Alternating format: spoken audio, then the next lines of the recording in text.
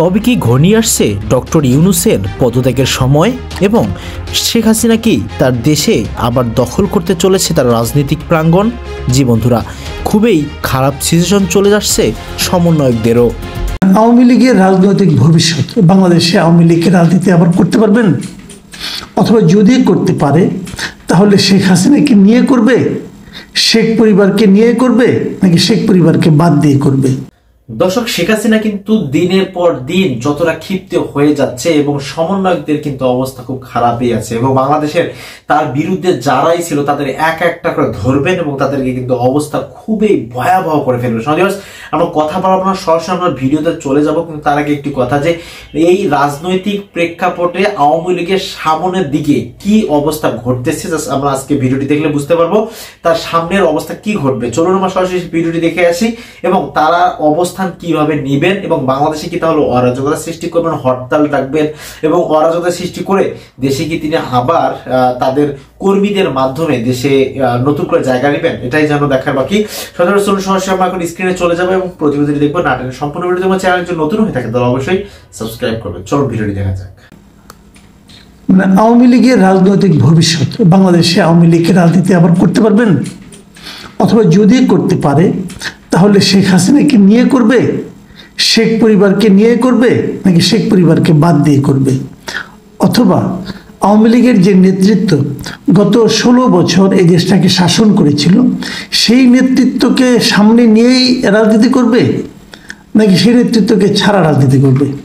অথবা তারা রাজনীতি করতে চাইলেই কি রাজনীতি করতে পারবে? এদেশের মানুষ কি আওয়ামী লীগের রাজনীতিকে আবার মেনে নেবে? এই সমস্ত নানা প্রসঙ্গ, নানা প্রশ্ন নিয়ে আমার গতকালকের কন্টেন্টটা ছিল। নিশ্চয়ই আপনাদের যারা দেখেছেন তাদের নিশ্চয়ই মনে আছে, আর যারা দেখেননি তারা আরেকবার দেখে নিতে পারেন যে কি কি প্রশ্ন সেখানে আমি উত্থাপন করেছিলাম, তুলেছিলাম আপনাদের বিবেচনার জন্য। তো সেখানে আমি অনেক মন্তব্য পেয়েছি।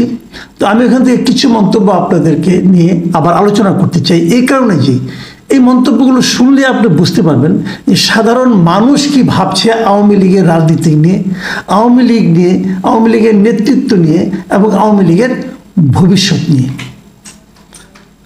আমি সেখানে শেখ হাসিনা পরিবারের বেশ সমালোচনাই করেছিলাম, কিন্তু সেই সমালোচনাগুলো আমার কাছে যেটা মনে হলো যে আমাদের দর্শকরা আমার সমালোচনাকে খুব একটা গ্রহণ করেননি, মানে আমার সঙ্গে একমত হননি। সেগুলো আলোচনা আমরা করছি।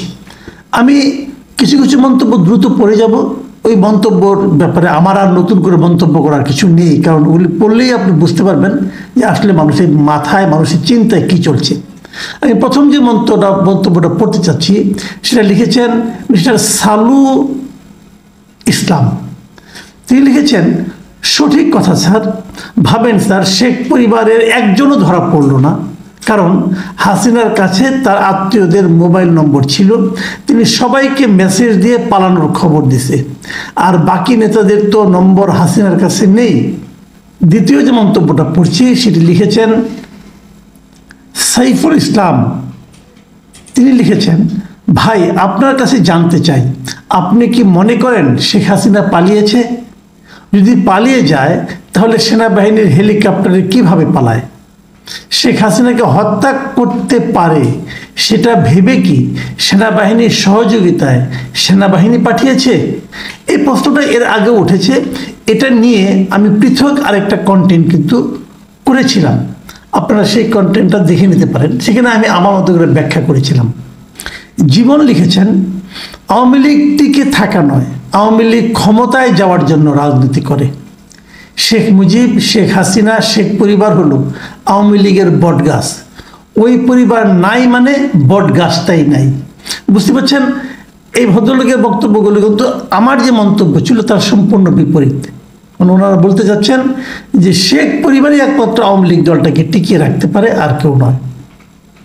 এ সংক্রান্ত আরও কিছু মতামত আছে, আমি পড়ছি। মোহাম্মদ কামরুল লিখেছেন, শেখ পরিবারই আওয়ামী লীগের আস্থার জায়গা, শেখ হাসিনার নেতৃত্বে সেরা। হয়তো তার আশেপাশে কিছু অযোগ্য লোক আছে, পরবর্তীতে সেটাকে সে শুধরে নেবে ইনশাল্লাহ। শেখ হাসিনার পরবর্তী নেতৃত্ব সফল হবে। তানভীরস ওয়ার্ল্ড বিডি লিখেছেন ৭৫ পরবর্তী সময়ে জিয়াউর রহমান যখন আওয়ামী লীগকে রাজনীতি করার সুযোগ দিয়েছিলেন তখন কিন্তু নেতৃত্বে শেখ পরিবারের কেউ ছিলেন না, কিন্তু পরবর্তীতে শেখ হাসিনা দলের ভার গ্রহণ করেন। কিন্তু আওয়ামী লীগের পরবর্তী জন্মে যাদের অবদান ছিল তাদেরকে মূল্যায়ন করা হয়নি। সুতরাং এখন যদি বিনা বিচারে আওয়ামী লীগকে আবার পুনরায় রাজনীতি করতে দেওয়া হয়, কিছুদিন পরে দেখা যাবে হয়তো সেই শেখ পরিবারের কেউ এসে ক্ষমতা দখল করবে। শেখ পরিবার ছাড়া আমাদের দেশের মানুষ আওয়ামী লীগ চিন্তা করতে পারে না। এই জন্য দুর্নীতিবাদ শেখ পরিবারকে দূরে রাখতে হলে আওয়ামী লীগকে নিষিদ্ধ করা উচিত। তিয়াত হক তিনি লিখেছেন, আওয়ামী লীগের নগর, মহানগর, থানা, ওয়ার্ড, জেলা, উপজেলা, ইউনিয়ন থেকে শুরু করে যত নেতা অতীতে ছিল প্রত্যেকটাকে দল থেকে বহিষ্কার করতে হবে। এরা দলের প্রতি বা দলের কর্মীদের প্রতি কোনো ভালোবাসা মায়া ছিল না, শুধু টাকা আর টাকা কামানোর পিছে ছিল। এদের একজনকেও দলে জায়গা দেওয়া হবে না। আওয়ামী লীগ ফিরে আসলে কর্মীরা এদের বিরুদ্ধে দাঁড়াবে। সব থেকে বড় ক্রিমিনাল ওবায়দুল কাদের ও তাপস। এছাড়া ইদানিং যারা মিডিয়ায় কথা বলে তাদেরকে বলবো, আপনারা চুপ থাকুন, আপনাদের দলে দরকার নেই, বিদেশে বসে বসে পিকনিক করুন, দলের ভালো মন্দ দেখবে শুধু জননেত্রী শেখ হাসিনা। ইনিও কিন্তু শেখ হাসিনাকে অপরিহার্য মনে করছেন। ডাক পিয়ন লিখেছেন, প্রিয় স্যার, আমি আপনাকে সম্মান করি, কিন্তু শেখ পরিবার নিয়ে আপনার এমন মন্তব্য করে আপনি কাজটি ভালো করেননি। স্বাধীনতার সপক্ষের দলকে আপনি বিলুপ্ত করার পায়তারা করতেছেন। আপনার এই অধ্যত্বপূর্ণ আচরণে আমি বিস্মিত। আশা করি আমার কমেন্টে রিপ্লাই দিবেন। জয় বাংলা, জয় বঙ্গবন্ধু, জয়তু শেখ হাসিনা। আমি যেহেতু উনি রিপ্লাই দিতে চেয়েছেন, আমি রিপ্লাইটা ছোটো করে দেই। ভাই, আপনি যেটা বলেছেন এটা আপনার মতামত, এই মতামত নিয়ে আমার কোনো বক্তব্য নেই। স্বাধীনতার সপক্ষে দলকে বিলুপ্ত করার পায়তারা আমি করছি, এটাও ঠিক না। আমি আসলে কোনো দলকেই বিলুপ্ত করতে চাই না। আমি মনে করি প্রত্যেকটা রাজনৈতিক দলের অধিকার আছে জনগণের সামনে তার মতামতকে তুলে ধরা। জনগণ সিদ্ধান্ত নেবে কোন রাজনৈতিক দলকে বিলুপ্ত করা হবে, কোনটাকে করা হবে না। আমি কেবল আমার যে কোনো দলের কোনো আচরণকে যদি আমার ভালো লাগে আমি প্রশংসা করি, যদি খারাপ লাগে সেটা আমি সমালোচনা করি। আমি তো কোনো দল করি না ভাই, আমি সাংবাদিকতা করি। সাংবাদিকের কাজ হলো কোনো কিছু অসঙ্গতি দেখলে প্রশ্ন করা, আমি সেই প্রশ্নটা করি। কাজে আমি কোনো পায়তারা করা, ষড়যন্ত্র করা এসব ভাই আমার চরিত্রে নেই। আমি যতটুকু বুঝেছি সেটা আপনাদের সঙ্গে শেয়ার করেছি, তার জবাব আপনারা দিচ্ছেন। বেশ কিছু জবাব আমার বিপক্ষে আছে, সেগুলো নিয়েও আমার কোনো বক্তব্য নেই। মানুষ দুই বক্তব্যই শুনুক, মানুষ সিদ্ধান্ত নেবে তারা কি চায়। দেলোয়ার হোসেন লিখেছেন, মাসুদ কামাল সাহেব কি জিনিস বোঝা মুশকিল, আপনার হাসিও বুঝি না, আপনার কান্নাও বুঝি না। ব্যাপারটা ঠিক আছে, ওনার বক্তব্য একটু শ্লেষ আছে, তবু আমি মনে করব যে এটা ঠিকই আছে। কারণ উনি হয়তো বুঝতে চেয়েছেন যে আমি আসলে কোন দিকে, আমি কি আওয়ামী লীগের দিকে, না বিএনপির দিকে, না জামাতের দিকে, না ছাত্রের দিকে, নাকি ইউনুসের দিকে, এটা বোঝার চেষ্টা করছেন। আমি এক একবার এক এক কথা বলি, এই জন্য হয়তো বুঝতে পারেন না। আসলে কিন্তু আমি কারোরই দলে না, আমি কোনো দলের পক্ষে এবং বিপক্ষেই নেই। আমি যেটা ফিল করি সেটা আমি বলি। আমি মনে করি কোনো দলই শতকরা 100% সঠিক না, আবার কোনো দলই শতকরা 100% বেঠিক না। যখন যেটা ঠিক পারি ঠিকটা সব প্রশংসা করি, বেঠিকটা সমালোচনা করি। এ ধরনের আরও কিছু মন্তব্য আছে, পড়ে শোনাচ্ছি। ইরফান টেক লিখেছেন, মাসুদ আর ভালো হইলি না, কেমনে আজকে বিএনপি কালকে বিএনপির হয়ে কথা কোন, একই কথা আমি জবাব দিয়েছি একটু আগে। বরুণ দে লিখেছেন, আওয়ামী লীগ বাদ দেয়া বর্তমানে দেশে যা চলতেছে তাই নিয়ে কথা বলুন সাহস থাকলে। ভাই, সাহস আছে কিনা জানি না, তবে তা নিয়ে আমি নিয়মিত কথা বলি। আপনি যদি আমার জাস্ট পূর্ববর্তী 2-3টা ভিডিও দেখেন তাহলে দেখবেন আমি দেশে যা চলতেছে তা নিয়ে বেশি কথা বলি ইদানিং। আব্দুর রাজ্জাক লিখেছেন, সাংবাদিক মাসুদ কামাল স্যার, আপনি অর্থ নিয়েছেন কিনা জানি না, তবে বাংলাদেশের লক্ষ মানুষের ভালোবাসা নিয়েছেন আপনি। উনি আমার একটু প্রশংসাই করেছেন, ওনাকে ধন্যবাদ জানাচ্ছি।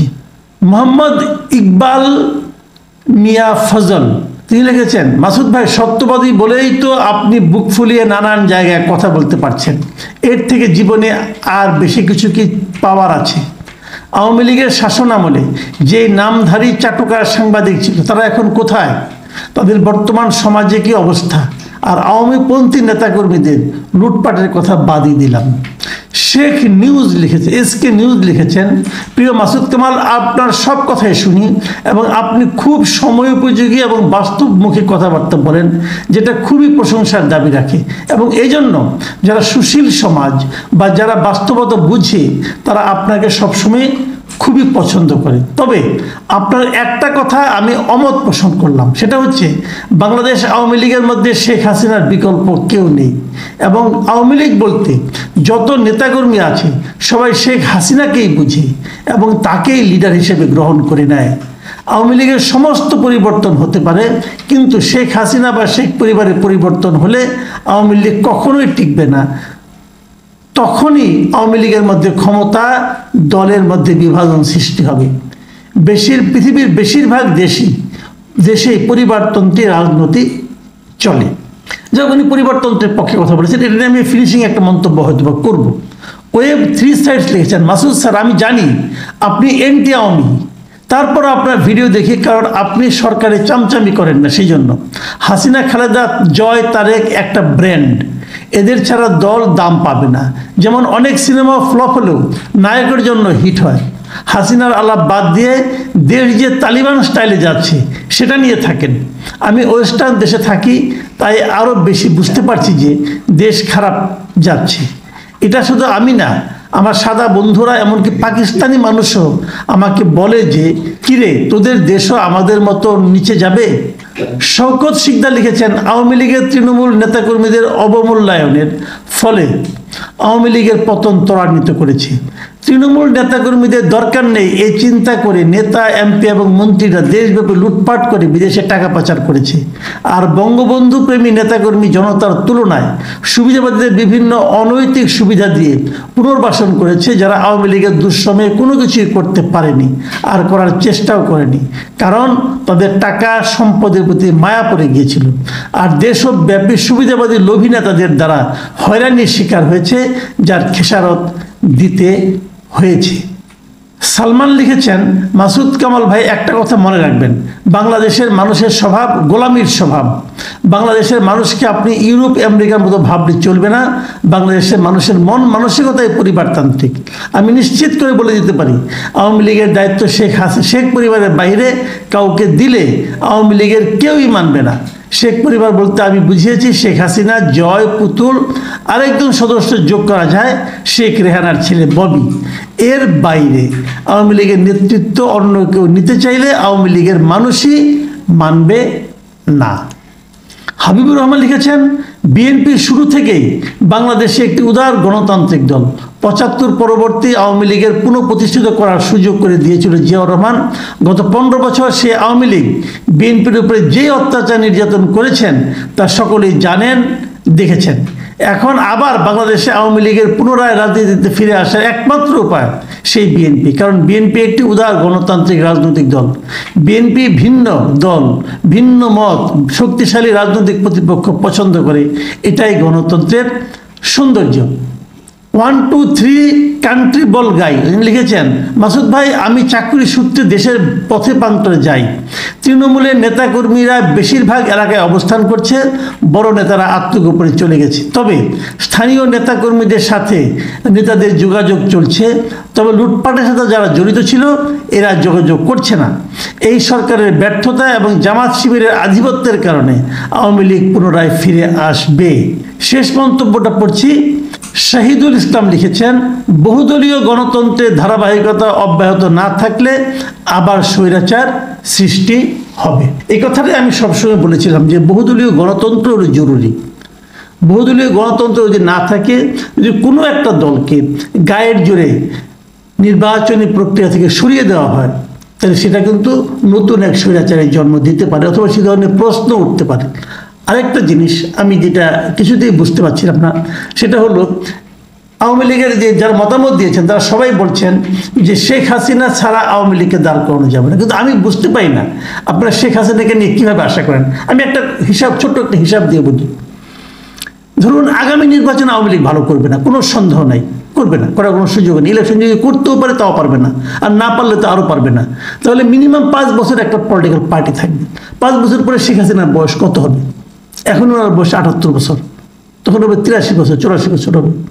তো সেই বয়সে উনি আবার এসে একটা ভাঙা দলকে লিড দিবেন, এটা কতটুকু গ্রহণযোগ্য হবে, কতটুকু যৌক্তিক হবে আমি বুঝি না। আর উনি ছাড়া আপনারাই বলতেছেন যে শেখ পরিবারে আর কেউ নাই, অথবা আর কাউকে গ্রহণ করা যায় না, তাহলে কিভাবে হবে আমি বুঝি না। তারপরেও আমি জানি যে দর্শকদের মতামত চূড়ান্ত, দর্শকরা যেটা বলবেন তাদের মতামতকে অবশ্যই আমরা অনার করব। মানুষ ভাববেন যে এটা কীভাবে কী হবে, আওয়ামী লীগ কি বিলুপ্ত হয়ে যাবে নাকি আওয়ামী লীগ থাকবে। দর্শকদেরকে আবারও ধন্যবাদ জানাচ্ছি। আমি আশা করব দর্শকরা আমাদের বিভিন্ন অনুষ্ঠানের ব্যাপারে মতামত মুক্ত কণ্ঠে লিখবেন এবং সেগুলো নিয়ে যাতে আমরা আলোচনা করতে পারি। আপনার ভালো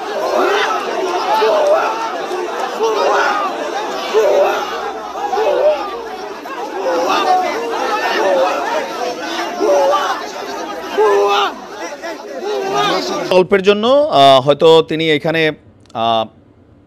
লাঞ্ছিত হয়ে যেতেন। পরিস্থিতি খারাপ দেখে ঘটনাস্থল ত্যাগ করে চলে গেছে হাসনাত আব্দুল্লাহ। দর্শক, যেই ফুটেজটা দেখছেন, সাউন্ডগুলো কি আপনারা ক্লিয়ার বুঝছেন? শব্দগুলো ছিল এরকম ভুয়া ভুয়া, মানে হাসনাতকে দেখেই 7 কলেজের শিক্ষার্থীরা বলছিল।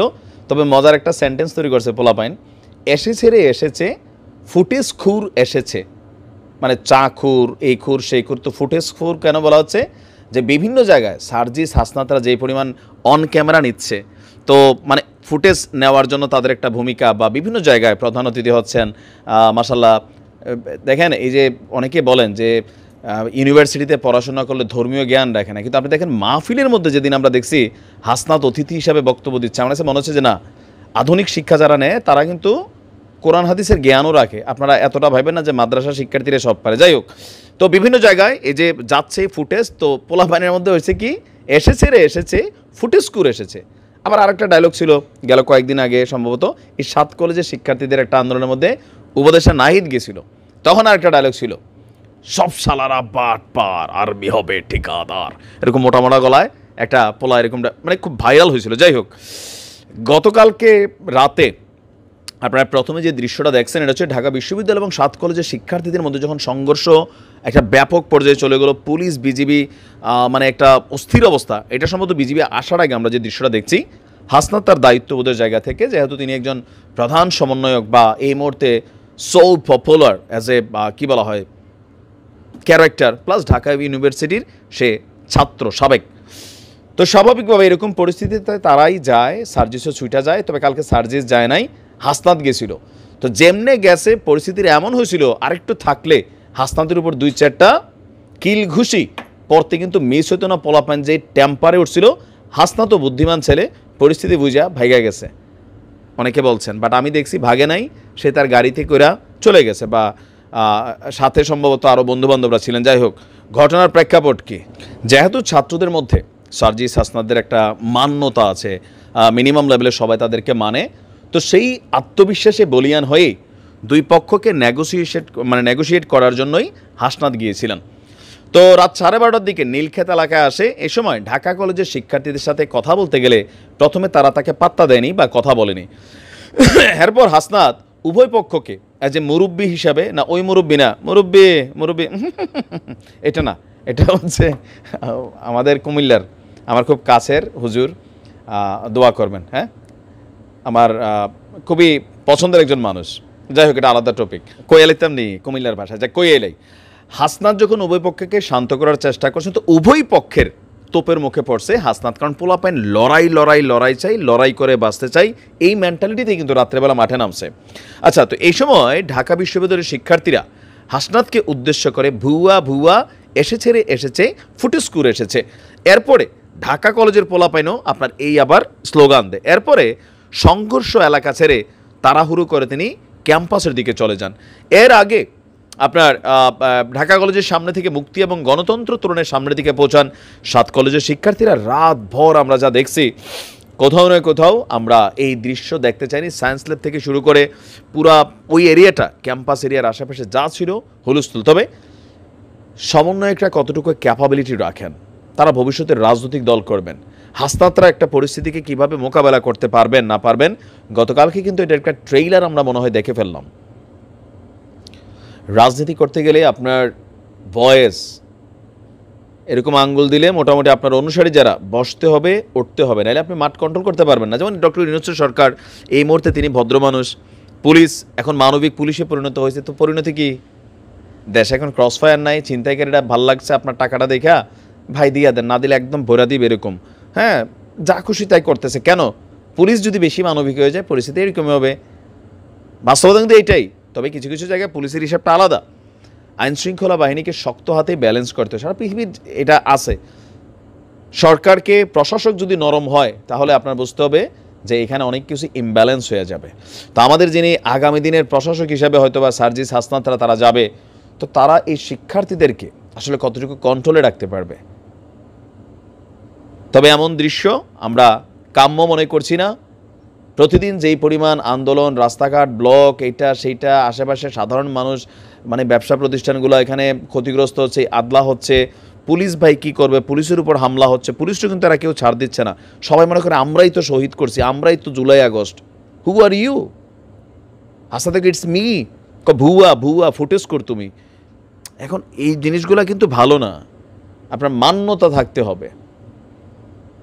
দেখা যাক কি হয়। নিশ্চয়ই আশা করি আজকে 12:30 দিকে বা 11:30 দিকে একটা মিটিং আছে। আমরা চাই যে 7 কলেজের শিক্ষার্থীদের যে দাবিগুলা যথেষ্ট যৌক্তিক, তাদের দাবিগুলো মেনে নেওয়া হোক। দর্শক, আওয়ামী লীগের কিরকম অবস্থা হলে আপনারা আসলে এই বিষয়টা সাপোর্ট করবেন, এবং আওয়ামী লীগের কোন অবস্থা, আসলে তাদেরকে বাদ দেওয়া উচিত নাকি আসলে তাদেরকে নির্বাচনে আবার অংশগ্রহণ করা উচিত বলে আপনি মনে করেন? এবং বাংলাদেশের মধ্যে কোন নেতা বাংলাদেশকে সঠিকভাবে পরিচালনা করতে পেরেছেন বলে আপনার মনে হয়, এবং কোন নেতার সামনে আগামীতে সরকার হলে আমাদের দেশ এই বাংলাদেশকে সোনার বাংলাদেশ হিসেবে গড়াতে পারবেন আপনার মনে হয়? অবশ্যই আমাদের কমেন্ট বক্সে জানিয়ে দিবেন আপনার মূল্যবান মন্তব্যটি। আজকে ভিডিও পর্যন্তই। চ্যানেলে নতুন সাবস্ক্রাইব করুন, বন্ধু হয়ে পাশে থাকুন। আল্লাহ হাফেজ।